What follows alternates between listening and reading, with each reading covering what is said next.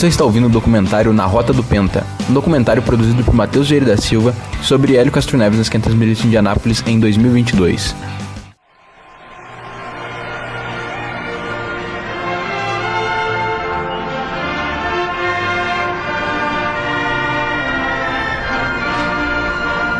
Back home again in Indiana, and it seems... Em 111 anos de sua existência, as 500 milhas de Indianápolis nos contou diversas histórias que conquistaram milhões de fãs. A Indy 500 significa a melhor corrida do mundo. Realmente um período do ano que eu sou realmente bem feliz.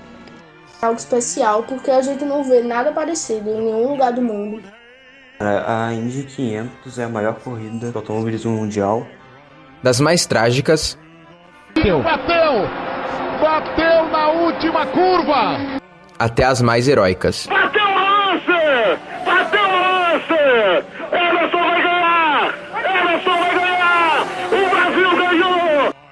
Criando momentos inesquecíveis e ídolos do esporte. Entre eles, existe um clube com 4 pilotos, o clube dos maiores campeões das 500 milhas de Indianápolis. Nele estão AJ Foyt, campeão da Indy 500 de 1961, 64, 67 e 77, Al Unser, que venceu a prova em 1970, 71, 78 e 87, Rick Mears, com triunfos em 1979, 84, 88 e 91. E claro que o Brasil não poderia ficar de fora, sendo representado pelo quarto e mais recente membro do grupo, Hélio Castro Neves. Andréa Leite, que trabalha como relações públicas do piloto desde que ele começou a correr em Indianápolis, nos conta algumas das características que fazem dele um grande campeão. O Hélio, ele acima de tudo, ele é uma pessoa muito madura, muito consciente e ele tem muito foco no que ele quer. Ele nunca perdeu isso. Desde que ele começou a carreira, ele tem muito claro o que significa correr e o que significa estar nas pistas. Ele sempre foi muito maduro, muito inteligente emocionalmente. Mas, com certeza, eu acho que a experiência que ele carrega ao longo da carreira e como ele chegou aqui fez muita diferença, sim, para ele poder estar na pista, de saber o lugar e a hora certa em que ele deveria se movimentar, saber como acertar um carro, saber como se autopromover em cima disso. Com certeza, o amadurecimento veio e fez muita diferença. Por ser a primeira vez em quase 30 anos que um piloto busca sua 5ª vitória nas 500 milhas, Hélio conta que sua recepção foi bem diferente esse ano. Foi incrível, praticamente a vibração do ano passado seguiu até o início da corrida deste ano. Então, o programa da pista, a entrada da pista, a cidade praticamente estava toda aí com a minha cara espantada. Então, todo mundo estava animado com a conquista do Penta, até ganhei uma rua com o meu nome dentro da pista, então isso foi bem legal. Até mesmo para André, que trabalha com o piloto, as coisas mudaram bastante depois que ele voltou a ser o centro das atenções no mês de maio. Muita diferença no tratamento dos fãs. O ano passado ele estava quietinho, esquecido num canto, não tinham muitos fãs em volta. Ele teve treinos e qualifying muito tranquilo. Era muito fácil ter acesso a ele, tanto é que a gente que convive mais perto foi gostoso. Esse ano foi um absurdo. Para fazer um vídeo que eu precisava fazer todo final de dia, era uma luta. Não que seja ruim, foi muito bom.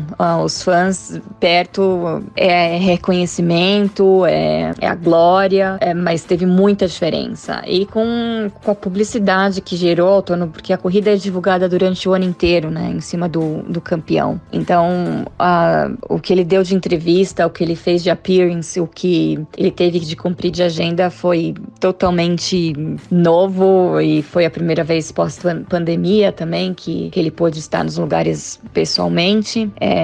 Teve muita diferença no trato, foi muito... Ele passou de um nível normal para um VIP, muito VIP.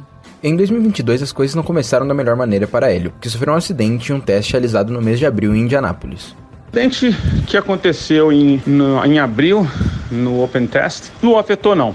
Para te falar a verdade, é uma pena que isso aconteceu. A gente não sabe também, porque o carro nem chegou aí para o Wind Tunnel, mas em termos de feeling, né, de você sentir o carro, eu não creio que afetou, porque o carro estava bom na corrida. Então isso é o que a gente tinha de positivo ano passado. E tanto o meu carro como o do Simon nós não éramos mais rápidos. Então, e até a Andretti, que nós temos uma parte técnica com a Andretti, você vê que ninguém na Andretti também estava andando bem. Então, isso realmente não afetou. Uma parte muito importante das 500 milhas de Indianápolis, com certeza, é o qualifying, coisa que não deu muito certo para o piloto brasileiro neste ano.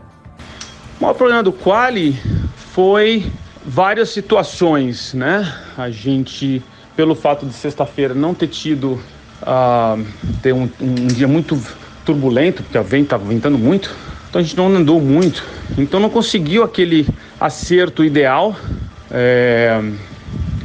e o carro estava saindo muito de traseira, então a cada volta ia piorando, até que chegou na última volta eu tive que abordar porque ia bater, então tivemos que voltar para a garagem, ter uma outra tentativa que deu certo, mas aí a gente foi mais na parte de vamos colocar um número no board, como eles dizem, né? na tabela, para entrar na corrida, e depois tentar mais uma, aí sim, tentando arriscar um pouquinho mais.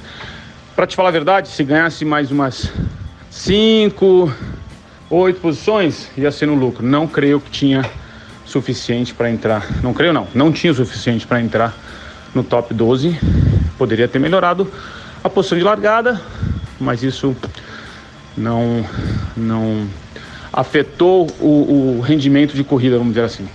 Um ponto muito bacana para o piloto brasileiro desta Indy 500 foi que pela primeira vez desde o início da pandemia da Covid-19, sua família pôde ir na pista vê-lo correr. O pai lá foi legal, que agora tem os sobrinhos, filha, quer dizer, é um ambiente diferente, né? Como era 10, 15 anos atrás. Então, foi bem legal ter a molecada lá, porque é como se estivesse novamente começando para eles, agora que eles já estão entendendo um pouco mais, já tem mais de 10 anos de idade, então quer dizer, isso vai ficar na memória para sempre. Na corrida ele escalou o pelotão, saindo da 27ª colocação e terminando na 7ª. O piloto nos contou um pouco sobre os problemas que ele e o time enfrentaram nessa edição da prova. Esse ano a gente começou com um grupo totalmente diferente, novo. O ano passado muita gente era freelance e não quis continuar o ano todo. Então o Mike Shank teve que contratar gente nova e isso demorou um pouco certo tempo, mas isso não afetou em relação às 500 milhas. O que afetou foi que a gente, na parte técnica, paramos um pouco no tempo. Eu pensei que o pessoal estava melhorando o carro. Melhorou sim, mas em relação aos competidores, nós estávamos praticamente 3 milhas mais lento. E isso, obviamente, afetou aí na corrida para a gente poder brigar pela vitória. O carro estava bom, a gente largou lá atrás, conseguiu ir até lá para frente, mas realmente a diferença de velocidade era muito grande. Para poder ter terminado em 7º, eu tinha que ter um carro muito bom de tráfego, e isso foi o que aconteceu esse ano, igual ao ano passado. Mas velocidade é o fator principal. Você vê que o Palu caiu para último e estava brigando comigo no final aí. Aliás, nem no final, umas 20 voltas antes pro final. O que, no meu caso, se eu tivesse tipo de velocidade, eu poderia ter avançado muito mais rápido e estar ali com os líderes, principalmente nas relargadas. Essa foi a maior dificuldade. Então, esse foi o fator. Eu tive que ser calculista, a equipe fez um excelente trabalho nos pitstops para colocar a gente também na frente, ganhando algumas posições e ser paciente, né? Então, e efetivo na hora certa. Foi por isso que a gente conquistou o 7º lugar. Andréa, que acompanhou o Hélio durante todo o mês de maio, avalia a prova da mesma forma que o piloto. A corrida desse ano foi, primeiro de tudo, em cima de muita expectativa em cima dele por ter sido o campeão do ano passado. Dele mesmo, da equipe e dos fãs, né? Dos jornalistas também. Mas a gente achou que estava tudo guardado, o setup do carro do ano passado, que estava tudo preservado. E depois do acidente que teve nos treinos em abril aqui, ele achou que também estava. Só que a primeira vez que ele foi para a pista depois do acidente, que foi no primeiro dia de treino aqui, ele viu que não estava exatamente como ele queria. O carro tinha perdido velocidade. Não só os outros tinham melhorado, mas o carro dele também tinha perdido velocidade. Ele lutou muito durante os treinos para encontrar essa velocidade que ele não conseguia saber aonde estava faltando. Faltou um pouco de conversa com um jogo mais aberto, o que ele teve ano passado com o Andretti, que esse ano foi mais regulado. Óbvio, né? Depois de ser campeão ajudando a outra equipe, eles seguraram um pouco mais a informação. Mas não foi só isso. O carro perdeu muito do setup, ele teve que correr muito atrás. Até o Pagenaud achou um setup melhor que o dele. E não conseguiu uma boa classificação. E a Indy, não importa onde você larga, importa onde você chega. Mas se você largar muito lá atrás, você tem uma corrida muito de recuperação. E aí você tem que torcer para muitos acidentes, para muitas quebras, para muitas resistências, para fatores externos que não tá ao seu controle. Então, diante disso tudo, largar em 27º e chegar em 7º foi uma corrida maravilhosa de recuperação. Uma pena que não deu para chegar na Indy, você ganha ou não importa nem o segundo lugar, importa só o primeiro. Mas assim, acho que por tudo que ele trabalhou, por tudo que ele fez, foi uma ótima corrida. Tem que ficar orgulhoso, tem que ficar feliz com isso. E bora para o ano que o ano que vem tem mais. Enquanto o Hélio e seu time não obtiveram o melhor dos resultados, o público recebeu uma bela corrida, que contou com a vitória de Marcus Ericsson e ainda teve o brasileiro Tony Kanaan na terceira colocação, como conta a fã Carol Sades. Sobre a Indy 500 desse ano, eu achei que foi uma corrida que entregou emoção, mas ao mesmo tempo trouxe surpresas. E isso porque a gente teve emoção, teve toda aquela expectativa do Tony Kanaan, porque ele chegou perto, não conseguiu vencer, mas chegou perto. A gente celebra muito, pelo menos eu celebro muito esse terceiro lugar dele. E a gente teve as surpresas com a vitória mesmo do Marcus Ericsson. E eu diria que pra mim foi um pouco triste também ver a questão do Dixon acelerando nos pits na última parada, que infelizmente acabou tirando a potencial vitória dele. Mas no geral eu gostei muito da prova.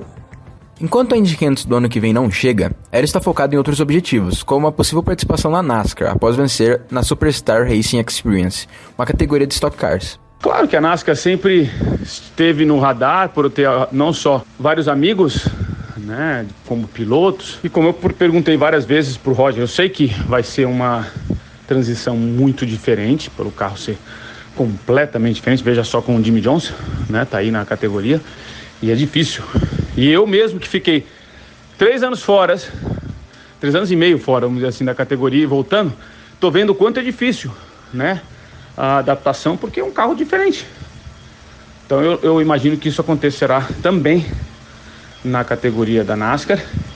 E agora, vencendo a SRX, né, que a gente teve a primeira vitória, quem sabe a gente vai ter uma green card, vamos dizer assim, uma entrada livre, uma possibilidade de uma Daytona 500, e aí a gente possa estar aí experimentando os carros de NASCAR. Por ao menos mais um ano, poderemos comemorar o tetra do brasileiro, enquanto esperamos a marca que nenhum ser humano alcançou em 111 anos da prova, o pentacampeonato. O Brasil comemora! A bandeira brasileira é hasteada em vários pontos aqui. É o Brasil que vem, é o Hélio, é ele, cidadão brasileiro, Hélio, ganhou as 500 milhas, Hélio Castro Neves. Você ouviu Na Rota do Penta, um documentário feito por Matheus Vieira da Silva sobre Hélio Castro Neves nas 500 milhas de Indianápolis de 2022.